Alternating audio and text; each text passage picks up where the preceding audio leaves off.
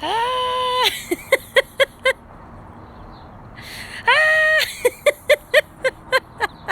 This is me responding all the church bells. Hi. Okay. Will somebody do something if this sound quality is okay? I'm really hoping that it is. Wonderful. Also, I wanted to be outside because it's the first day we could be outside, but I'm hoping that like the ambient noise is good. So yeah, okay. I think maybe I'll give it like, I don't know. Oh, thank you, Kenna Rose. Maybe I'll give it like another 30 seconds both for the bells to stop and also for folks to start coming through. Also, if you want to do like a shout out of like your name, your pronoun, and where you are, and also connect with each other. This is so beautiful. This is like so lovely. Oh, yeah, wow. It's kind of a magical thing, huh, in terms of like just how the pandemic has created different experiences of ease in connecting online, whereas before sometimes this would get so tiring. But it's really beautiful the way people keep showing up and showing up for each other. Hi, Sarah. Yeah, cool. Okay. Wow. Yeah. Okay. Awesome, Blossom. Well, thank you all for being here. My name is Meenadchi. My pronouns are they, them.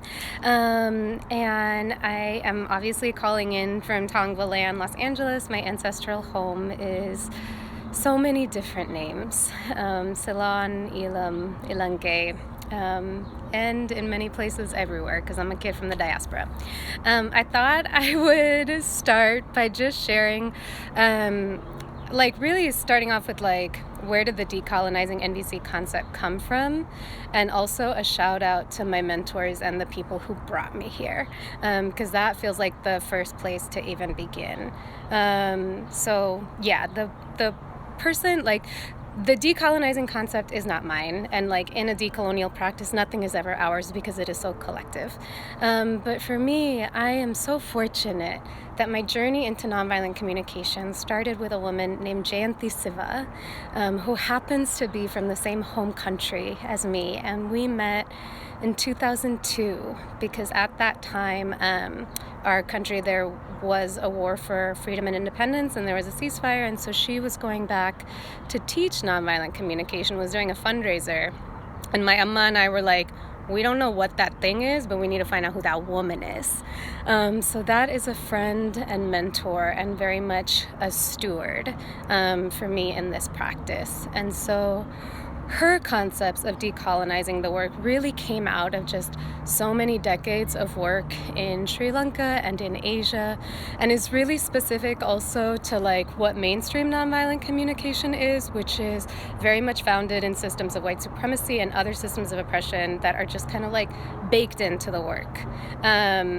And so I'm just kind of rambling now. All of that to say, I feel like a lot of the people who have been drawn to me and drawn to this work, for many people, it's like their first exposure to NVC. And so something that I would offer and say is that you already have so much of the wisdom in your own body. Like what colonialism does, it's a form of gatekeeping that almost like strips us from our ability to recognize the wisdom that's here, but you already have so much. And for me, I was in the NVC world for like, I don't know, like a good 5-6 active years, and then I left because although I didn't have verbiage at the time for what my experience is, it was just too hard navigating a lot of this whiteness that wasn't acknowledged.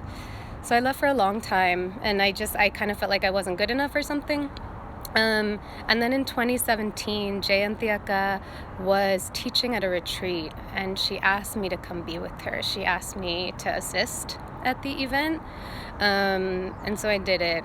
I like threw down some ducats and I registered and I went to this event, and it was this beautiful experience because I realized that like one of the things is that we all have something to offer to our community. And I began to recognize some of those structures of gatekeeping that had prevented me from making my offerings. And so then I started doing things, and that kind of led to one relationship after another. And so here we are, thanks to NK and the Women's Center for Creative Work and all of this lovely community that has kind of like gathered and circled around it. So that was a little bit of my journey in. The other thing that I wanted to say was that this work, for me, so much of this work most definitely has been impacted and developed through my experiences of being harmed, but it is also very much rooted in my actions of causing harm. There were so many times, like upon reflection, when I was, I think, less attuned, less trauma-informed, less connected, less caring, where I did a lot of shit. And all of that to say, like, I'm messy as fuck, you know what I mean? Like, I'm most definitely not above the work. I'm not an expert. Take everything that I say with a grain of salt, imbue it with your own life experiences, your own knowledge, all of that good stuff. I'm saying shout outs to NK, and I'm saying yes. Okay, so I guess we'll just go in, and I'm gonna go, okay, so I got like a list of questions. So today what we're gonna do is we're gonna do like, I have 5 questions. People send in some beautiful things.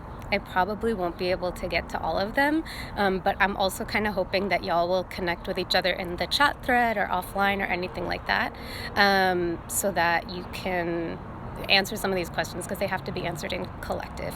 I am rambling so much. Okay, let me do one thing.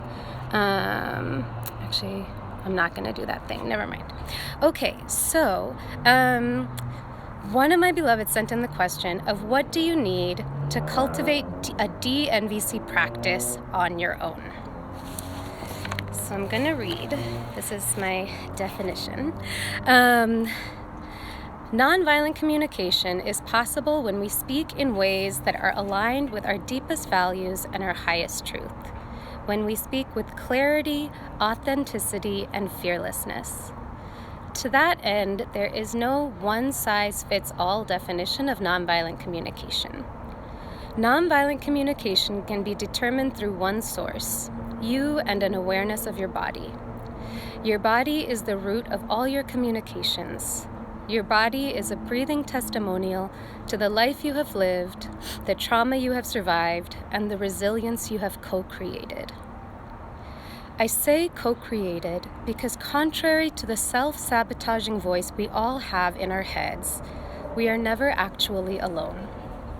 From the bacteria that runs our gut microbiome to flowers that are blooming 20,000 miles from here, we are in the constant presence of energies and spirits that offer both witness and accompaniment to our life. The decolonial lens asks us to remember that we do not exist in isolation, but that we are always living in connection and interdependence with the world around us. So I'm seeing it seems to be paused for some people. Okay, I'm gonna do a little thing.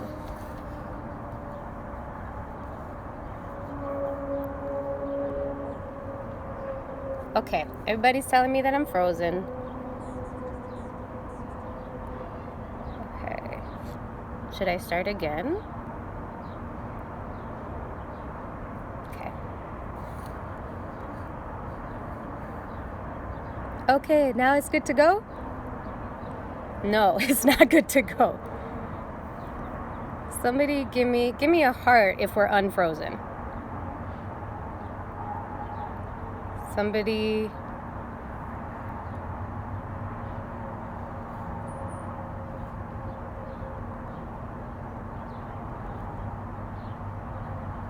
Okay, great.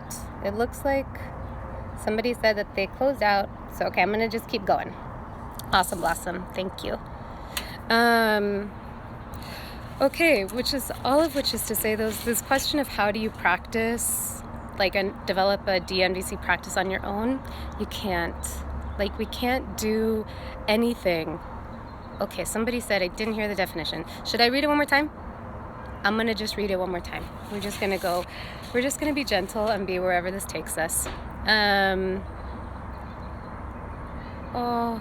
Okay, yes, I will read again. Defining nonviolent communication. Nonviolent communication is possible when we speak in ways that are aligned with our deepest values and our highest truth. When we speak with clarity, authenticity, and fearlessness. To that end, there is no one-size-fits-all definition of nonviolent communication. Nonviolent communication can be determined through one source, you and an awareness of your body. Your body is the root of all your communications. Your body is a breathing testimonial to the life you have lived, the trauma you have survived, and the resilience you have co-created. Most of us are trained to honor information that comes from the neck up, primarily our sense of sight and the logical thoughts that emerge from the left side of our brain. My guess is you are reading this booklet from the neck up right now. Take a moment to pause. How does your whole body feel absorbing this information? So I'm going to ask y'all to just go ahead and do that. How does your gut feel? Are you breathing in what you are hearing from the bottom of your stomach? Can you breathe it all the way down to your feet? And do your feet feel a different connection to the earth as you engage in this practice? Coming back to the resilience that you have co-created, I say co-created because contrary to the self-sabotaging voice we all have in our heads, we are never actually alone. From the bacteria that runs our gut microbiome to flowers that are blooming 20,000 miles from here, we are in the constant presence of energies and spirits that offer both witness and accompaniment to our life. The decolonial lens asks us to remember that we do not exist in isolation, but that we are always living in connection and interdependence with the world around us. When I do my work, what I have learned is that I almost always do it in collective practices. I've pretty much, with a few exceptions, stopped my individual coaching because I don't think that we learn best when we learn by ourselves. There is certainly something to be said for developing the ability to be with myself and developing the ability to accompany myself. But when I think of cultivating a DNVC practice, it's never alone. Even if there aren't other human beings next to you, it's like there's the earth that's outside. Or if you're in an apartment building, there are people in the adjoining spaces with walls in between. And even those walls have energies and stories. And what are the stories and the spirits that are in the place that you are residing that are informing your quality of connection both to yourself and to anything around you? So I'm hoping that was like something of an answer. I know it's probably not the ideal answer, and a lot of this is also going to be not ideals, right? It's going to be more questions than answers, because it's going to be more stuff actually just to dig in and do the work and see what fits for you. Okay, I'm gonna go on to the next question. This one came in from David, and I chopped it up a little bit because it was an email thread between the two of us. NVC seems to be a lot about recognizing and voicing the feelings that are inside the body, but that feels different to our relationship with emotions, which David identifies as external expression, especially in regards to emotions like anger that are often seen as forces behind violent communication. Okay, so a couple of different things. One, in terms of the label of violence, right? You're going to use the practice how it feels good for you. For me, I'm going to say a couple different things. One, I don't ever want anybody to lose access to the language that you have, right? I speak in a lot of different ways. We code switch for a variety of different reasons. That said, when I'm in like the clarity of my practice and like speaking in a specific way, this practice is not to label anybody else's behavior, right? So I'm not out here saying, oh, that's violent and that's nonviolent, right? What I'm doing is I'm gauging myself. I'm tracking myself. Am I in my body? Am I speaking in ways that for me meet my definitions of violence and nonviolence? A lot of what this does allow me to do is it allows me to understand, right? Like, and be able to say, oh, this person's behavior is like, that behavior does work for me, or that behavior doesn't work for me. That behavior is behavior that I'm willing to be around, and that behavior is like behavior that I'm not willing to be around. And then I get to make the decision of, do I want to be along for the ride while that person is doing their work? Like, while that person is in their journey, whatever that journey is, do I want to be with them as they're going through it? Do I have the capacity, no matter what that back and forth looks like, right? So it's really about, for me, understanding what my limits and my capacity are.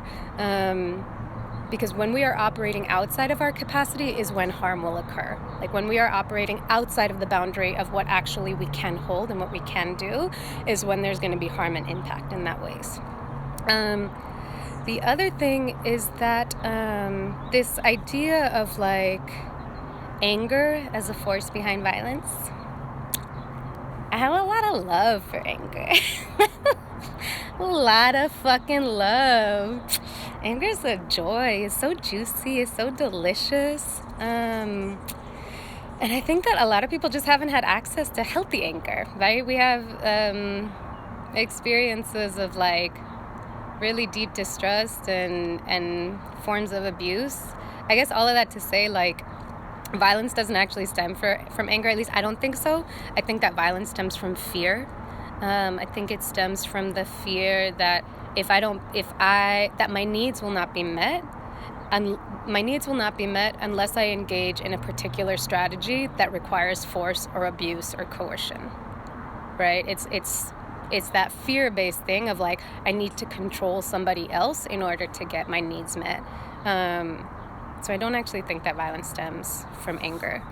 And then the bigger question, right, that David's like offering and putting out is like such a beautifully rich semantic one, because we're using like regular English words to talk about really deep fucking things. And so for me, I kind of sort of use feelings and emotions interchangeably. I don't like the things that I discern are like, what is happening in your body? What are the somatic sensations, right? So are you feeling like, right now I could say that I feel some tightness in my chest. I feel a little bit of energy in my nipples, because sometimes that's where I get it when I'm in this mood. And I definitely have something in my tummy. It looks like a rocky mountain. There's like a little bit of freeze below that. That's interesting. Anyways, I could go on into that. So those are like some of the somatic sensations that I would describe. And then from that, I would put feelings onto it, right? So there's definitely a mixture of excitement, enthusiasm. There's some tenderness, there's anxiety, there's vulnerability, there's yearning. There's so much yearning for me right now. And so that's kind of how I differentiated or use some of those vocabulary words. Okay. This was such a lovely question. Okay. The question is questioning possible privilege associated with being able to self-regulate during conflict. So a couple things around this. The first is that having access to systemic privilege is not the same as having access to resources, right? So within these kind of like systems of oppression that we're all kind of like navigating, for sure, people who don't show their emotions, right? People who can kind of go that stone cold, contained sort of behavior, are certainly seen in a societally more acceptable light than people who are expressive, than people who are wild, than people who are raw. Which is different from having tools to understand yourself, right? It's different from having tools to stay grounded in the middle of a conversation. And I feel like this distinction between what is rooted in privilege and what is a resource just feels important to track, because it's important to remember that we have resources even if we are within marginalized communities. In many ways, I would say that marginalized communities have access to many more resources, many more deeply spiritual, interpersonal, interconnected resources. Like, we hold on to like histories and legacies of people who came before us. We yearn and strive for connection with each other, and these practices of having like genuine family bonds, whether it's blood family or chosen family, like these are all resources that are not the same as things that have derived from systemic privilege. So with that said, going into the concept of, you know, what happens if in a conflict I have the tools for self-regulation and somebody else does not. Guess what? That's a resource for your relationship, right? Because in a friendship, you know, there's this oftentimes there's this like idea that we have to meet in the middle, but we're not coming from the same place, and we have different capacities. So if I have the capacity to travel 3 miles to meet you, and for you it takes you all the energy in the world just to step outside your door, then I will travel those 3 miles and I will sit for you and wait for you until you make it down the stairs and you meet me on the stoop, right? So it's the same thing with kind of like these tools for self-regulation and self-knowledge. It's like, if the longer I'm able to stay grounded in a conflict, the more capacity I have to like hold on to compassion for myself, continue seeing as you as a human being, then that's like what a gift to the relationship, because it gives us more time and more expansion to be able to work with the things, right? So again, it's really, so much of it comes back to capacity, knowing where your capacity is, and then offering that as a resource to your friendship. Yeah. Okay, I might cry. I like thought about, because I'm a Cancer and stuff, so, but anyways, all right. Okay, so the next question is, how can we discern violence that we can relate with and work together to change, and abuse that we cannot? This is low-key one of my favorite questions, like it's one of my favorite concepts to sort of explore.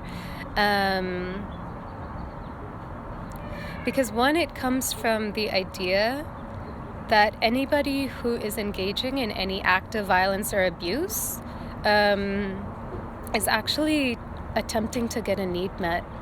And I want to be like, I think maybe tender and gentle, because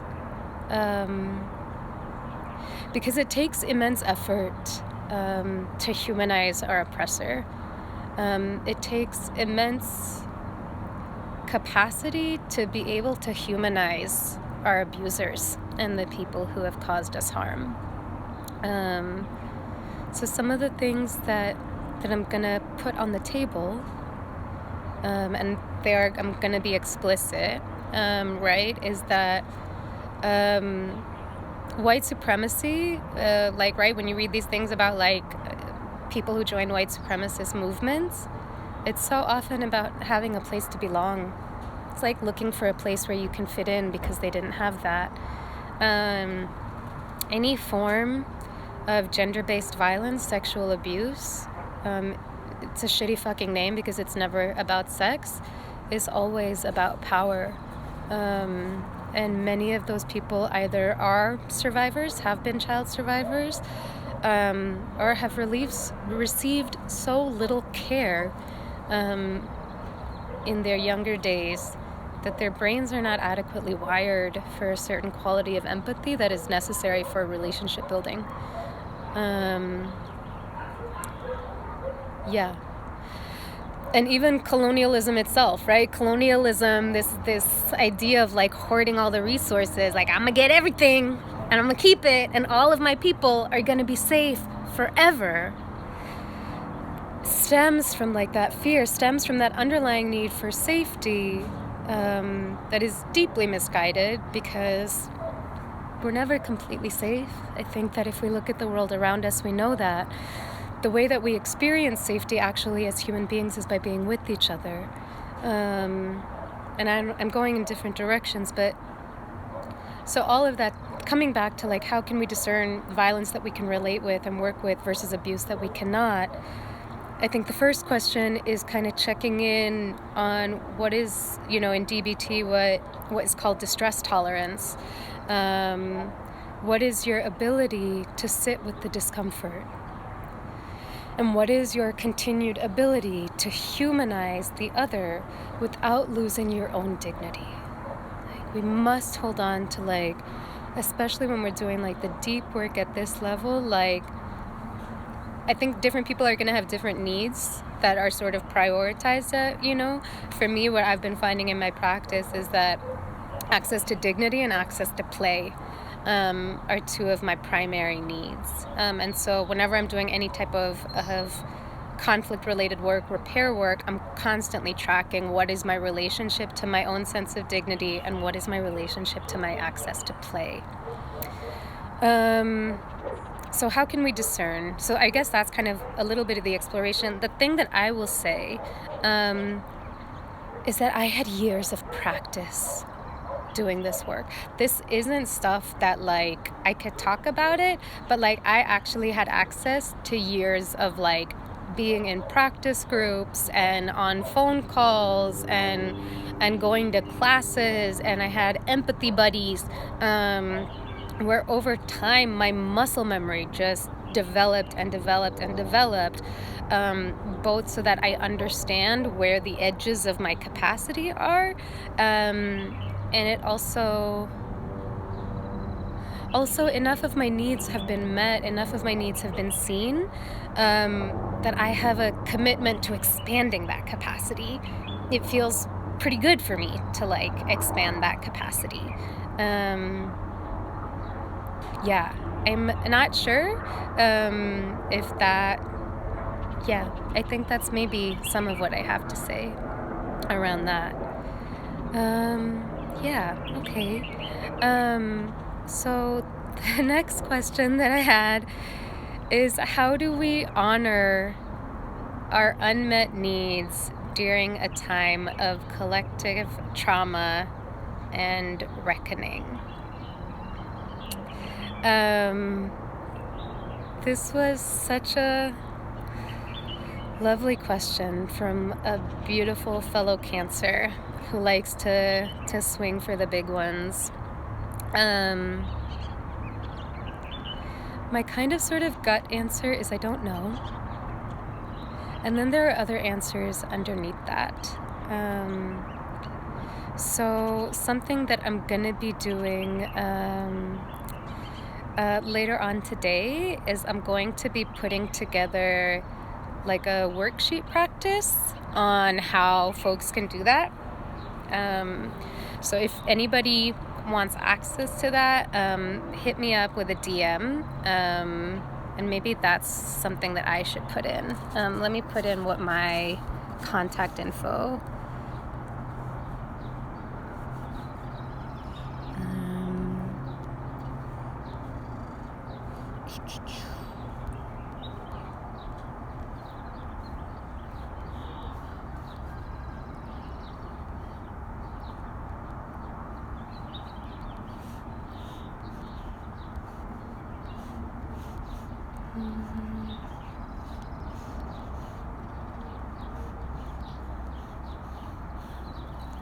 And then, how do I do this thing? There we go. Okay, that's there. Okay. I think that's kind of where I'm at for right now. I'm curious. I have one more thing that I'm going to read from the book. And there were some other questions that came through, which I'm so thankful for. Tina had a question of how do you respond to something when somebody is making a joke, and I'm kind of imagining when somebody is making a joke at cost to somebody else, or like a joke that, you know. I think what I would say to that is, number one, decide who you're centering, right? So that's a little bit of work of tracking, like just again understanding the systems of privilege and figuring out who you want to center and how. And so for me in my own practice and work, a lot of that means centering Black folks, it means centering trans folks, it means centering incarcerated folks, it means centering disabled folks, chronically ill folks, it means centering survivors, it means centering undocumented folks.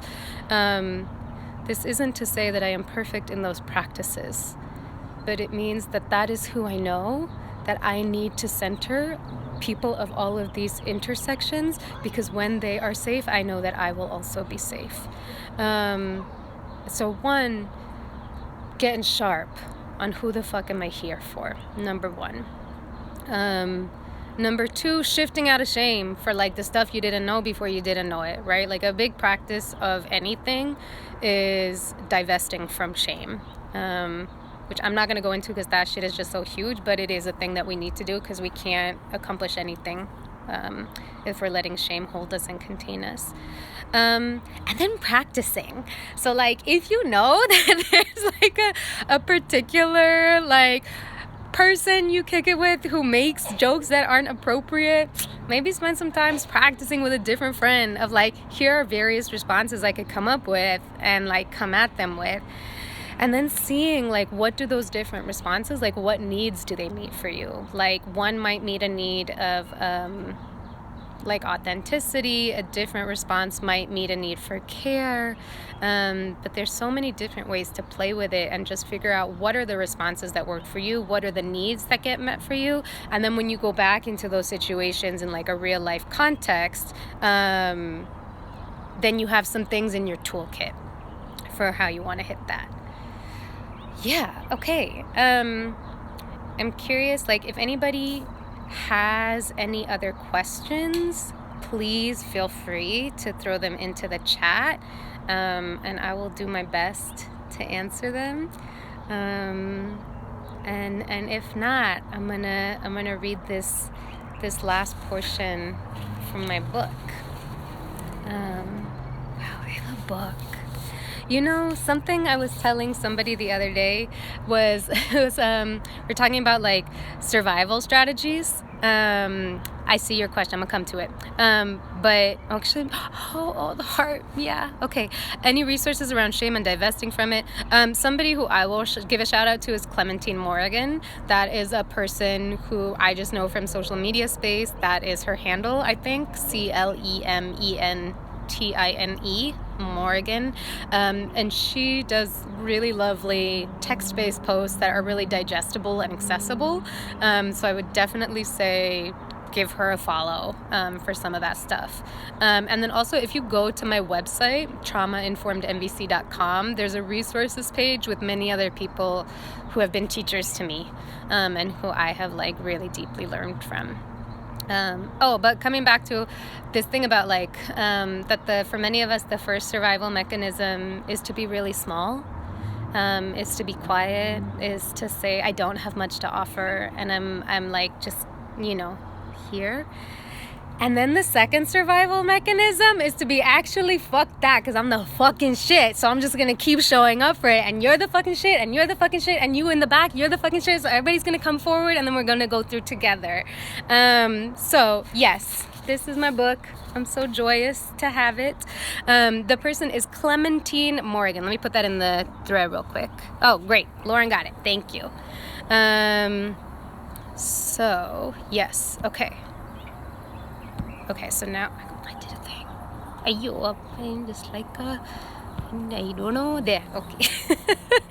All right, cool. So if folks don't have any other questions, how to express anger safely when raced. Ooh. I don't know if there is a way, my love. I think definitely when we're navigating situations that are racially charged, and I will say that I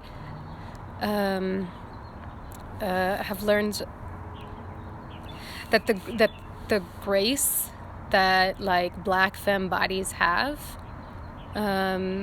is rooted in years of struggle and survival.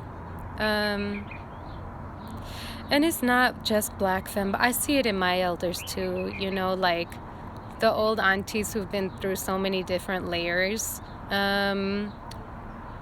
of abuse and have somehow managed to hold on to their gentility and their kindness.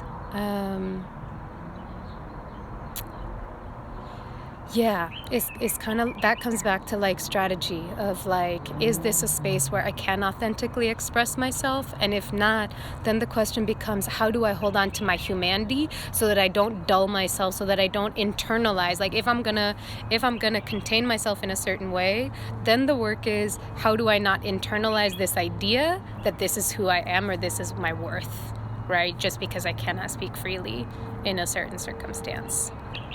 Yeah. Okay.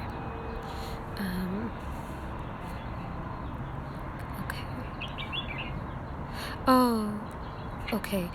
Tracy asked, can you say more about privilege and resources and how to learn more about making that distinction? I'm not sure if I can. What I would say, and this is like, this piece came from Mickey Kashtan, who's one of my teachers, that start to track if like the thing that you're talking about, is it celebrated in mainstream society, right? So like plant medicine is not something that's celebrated and uplifted. It won't get you any more credit in mainstream society, but that's a resource that many of us have or know about or explore. So the difference, I think, between thinking about privilege points, and privilege isn't necessarily a bad thing, right? It's like the systems of oppression that deny access are a problem. But if I have access to privilege, like right now I have hella privilege, like the fact that I speak English, and that does a lot for me in this country. The fact that I have this particular phone device that gives me access to doing these things, and that I have Wi-Fi, and that I have this like grounded space where I could do a thing in, right? So remembering that like privilege isn't the problem per se, but it's the way you use it. And how do we know when our needs are met in a way that we can stretch versus when we have to set boundaries? The only way is to fuck up, is to stretch too much and then be like, oh, I can't do that again. Or, you know, not stretch enough and be like, oh, I could have reached out more.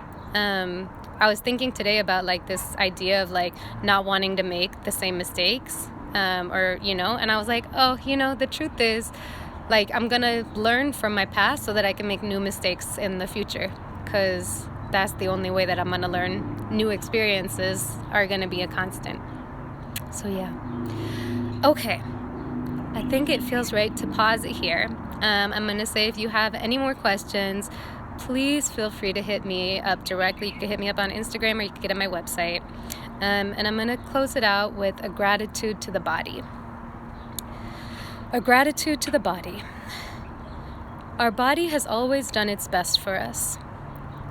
Whatever it has moved us through, our freeze responses, our addictions, our depressions, and our struggles to let ourselves be seen. These have all stemmed from a time and place when that response was needed for survival. As our conditions change, those responses no longer serve us and become coping mechanisms that limit rather than uplift us. Using a transformative justice approach to what might feel like our body's betrayal of ourselves, consider: what systemic conditions were informing our relationship to our body in the moment of trauma and harm? If we are alive, did our body ever betray or fail us? Who introduces us to the narrative of failure? How can we repair relationship with our body, knowing that all our body has ever wanted is to protect and love us? A prayer of gratitude and commitment. Dear body, thank you for being in witness to my life, for your unwavering accompaniment, for the blessing you have offered by keeping me alive, keeping me here on earth so that I may do the work we came to do. I have faith in our partnership, in our ability to be in right relationship, both with each other and with the world around us. I commit to acknowledging and honoring your wisdom, to knowing you better each day. I acknowledge your hurt and your pain so that you no longer need to numb. And I invite our community to hold us so that we may grieve together. You are my best friend, and I am yours. You are my best friend, and I am yours. You are my best friend, and I am yours. Okay, thank you so much. It's been a real pleasure spending this portion of my afternoon with y'all. So sending really deep love out to everybody, and enjoy the rest of the week. Bye.